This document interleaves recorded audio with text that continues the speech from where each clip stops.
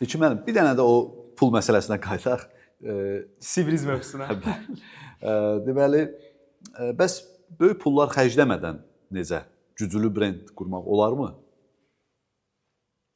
Belə nümunələr varmı? Ümumiyyətlə Azad müəllim, bir düstur var.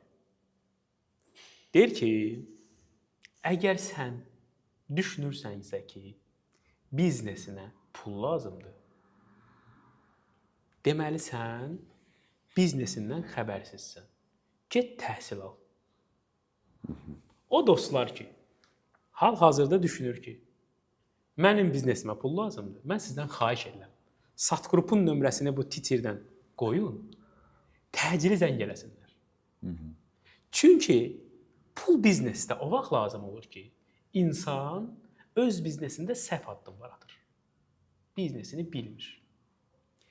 Əgər sən düşünürsən ki, sənin biznesinə pul lazım deyil, sadəcə sən nələrisə öyrənməlisən, bax o dostlara pul vermək lazımdır. Çünki deməli onlar artıq elə səviyyəyə gəliblər ki, onlara həqiqətən də investisiya vermək lazımdır.